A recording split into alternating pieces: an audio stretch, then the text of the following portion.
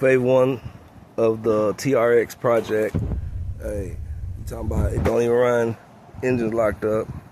So it's gonna most definitely turn into something serious. Okay, this is phase two after first wash down. Be able to dissect and see what's really going on here, what we got.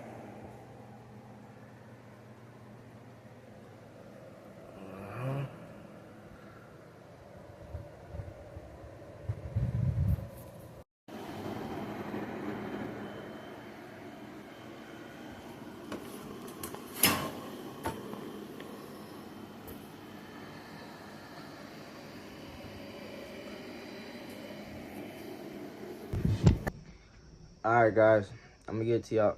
Hold on, let me get a better light. Is that better? Alright guys, I'm gonna get it to y'all straight, man. Basically, I had a neighbor a while back who told me he had a brother-in-law who had a Banshee. They all lived on the same property, which was my neighbor's property. And I pulled up on him one day. Long story short, basically, he didn't want to sell the bike because it was sentimental. Belonged to somebody in his family. And so, he just had the bike sitting there. You know, he didn't want to see a young man shine. Okay, cool. He ended up advising us that there was another neighbor down the same street that had a Honda bike. Pretty badass. So we go over there, check him out, and long story short, he didn't want to sell the bike either. So we was dismissed twice one day. Didn't, you know, stop our grind. We kept moving forward. Went back to the crib, modulated, worked on other projects. But as time moved on later down the line, the dude came back and he now wanted to sell the bike, okay? So we pulled back up on him, you know, and the bike's been sitting in the same spot for about 10 years. And basically what happened was he was driving it down a highway country road, you know, flat land, plain, hauling as fast as he can go, and the motor just stopped on him. And so ever since then, he put it up right by the tree in front of his property, and it's been sitting there, grass growing all through it and everything, you know. And I mean, if you pass it up, you'd hardly even notice it. But basically, you know, it got to this point where I said, okay, you know, I wanted it back then. I waited my time, and the opportunity came, so I took it. And my plan is I'm gonna try to fix it. See what the problem is. You know, I'm gonna start out with taking it down, getting the motor off, so we clearly know the motor's messed up, you know. I've been looking on eBay. I seen somebody who had another motor, so hopefully we're gonna deal with this, man, and be an easy transition. Besides that, I'm just gonna carry on with some more video footage, some pictures I'm gonna show you right now of me after I pressure wash the bike, but continue to watch.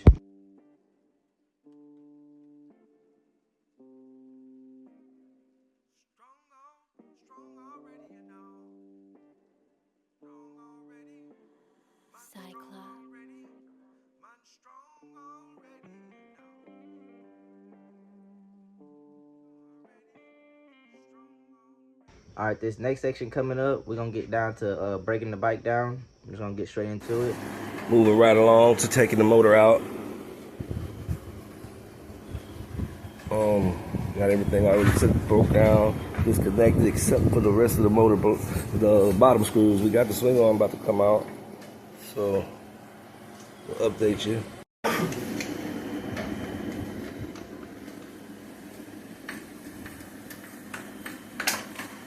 Taking the shock out so the swing arm can come out, so we don't have to deal with that. We're just coming straight out the back with the motor. Hey, I'm actually thinking you're gonna have to take off that whole back tail section to get the motor out. Nah, I think it goes down. It's something up that we ain't seeing that's gotta come off. About ready to take the swing arm out, and I think he got everything loose.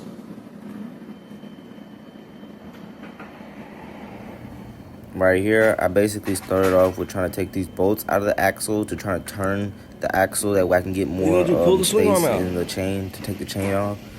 Because I had believed that the chain was, well, I'm not believing, but the chain doesn't have a master link in it. I guess for these faster type of bikes, they come in all solid, one connecting piece.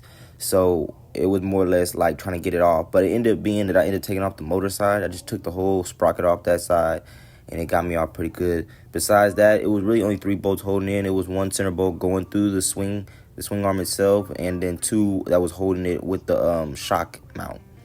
Besides that, it came right off. It was pretty simple. Okay.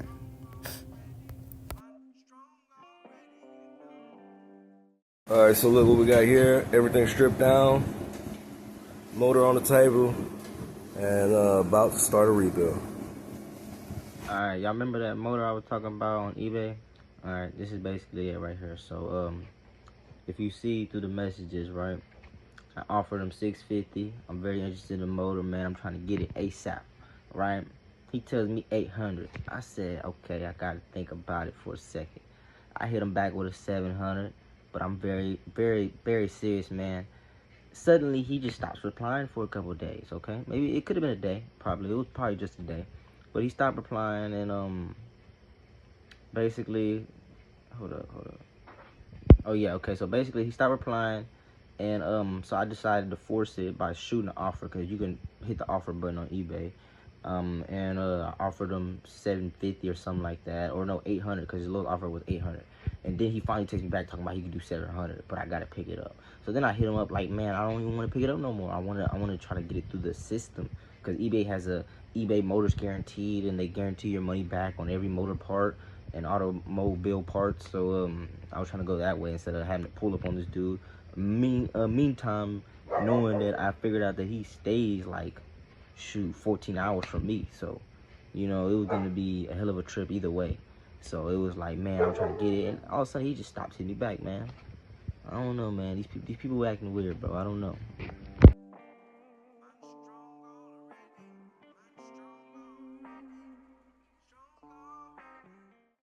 All right, this next part of the video took us a long time to do it, so I'm gonna speed it up that we all gotta wait.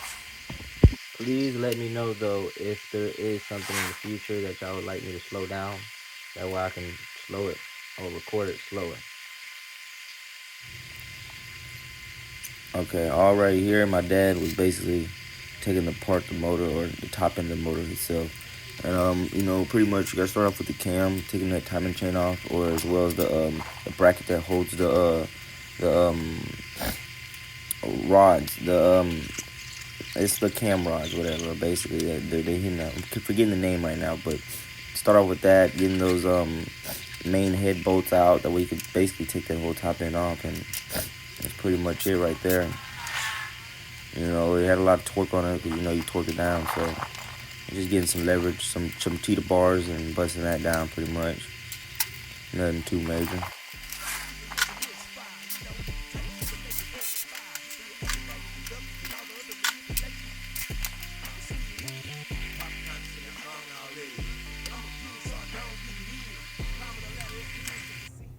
Alright, this next section, after we had got the whole top end off, basically started off with taking the kick peg off so I can get this whole clutch basket side off, basically, or the cover off. And all these screws on the outside were number 8.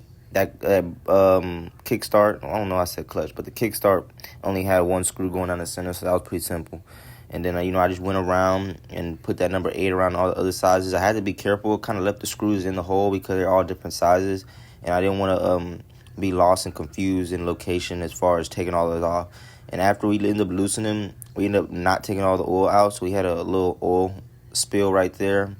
We got to clean that up real quick. It was bad for the shop, but sometimes we have mistakes. But besides the point, yeah, got that off, and after that we pretty much hopped on to the next side and basically took off both covers. And then from there, I immediately went through and started cleaning mostly every part that was loose. All right, here goes some images of the parts after they were cleaned. And I put them on the shelf just to store them for right now.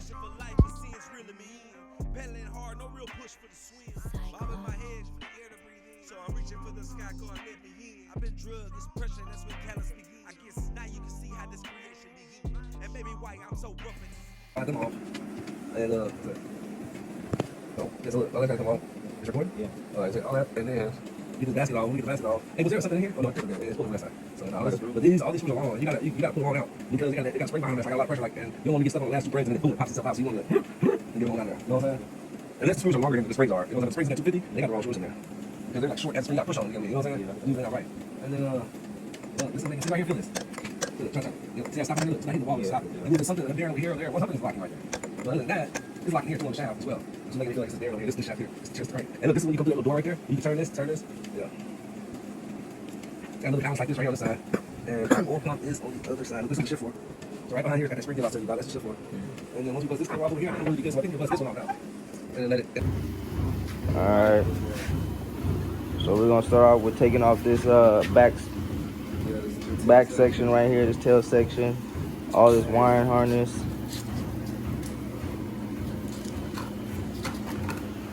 As well as this brake system, tail lights. And we're gonna take handlebar off.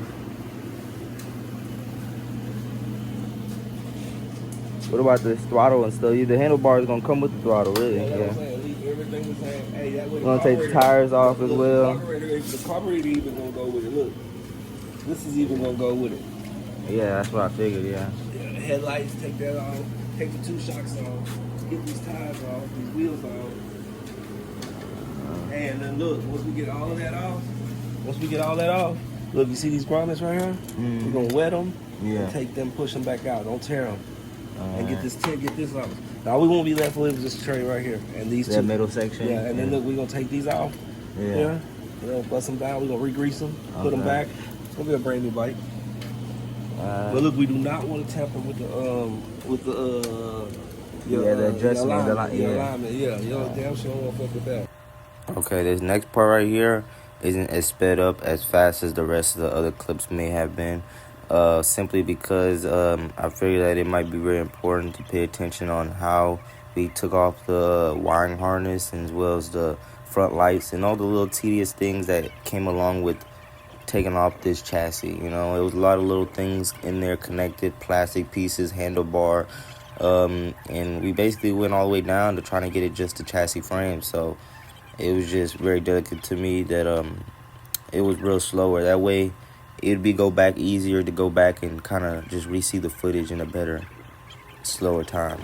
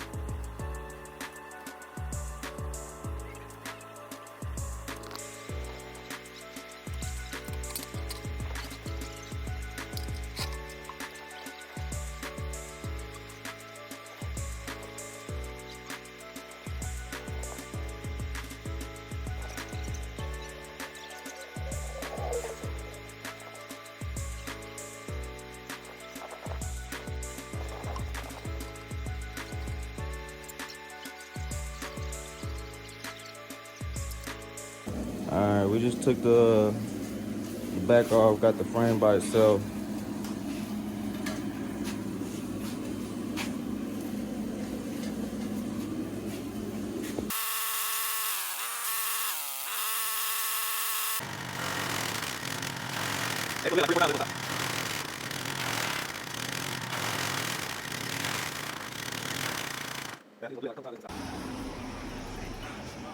Alright, we just finished pressure washing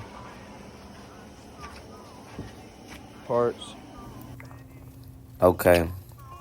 All right here, man. We started putting that paint down on the chassis and basically getting the bike complete and ready, you know. We already had cleaned up all the rust pretty much and you know, get all the dirtiness off and sanded it down and pretty much hit it with that primer. And the color we put on top is basically a metallic aluminum, I believe. It's basically a shiny silverish kind of chrome looking color, but not real chrome. So you know, it's something to work with. It's kind of cool, real shiny. I think it's gonna be a nice little project when it comes out. So just stay tuned.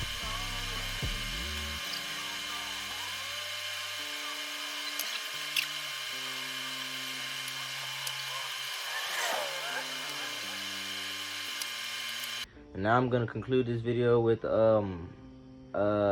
basically us finishing painting the chassis. And next time, if y'all tune in, it's gonna be us putting the chassis and all the parts back together, as well as breaking the motor down. Like and subscribe for more. Thank you.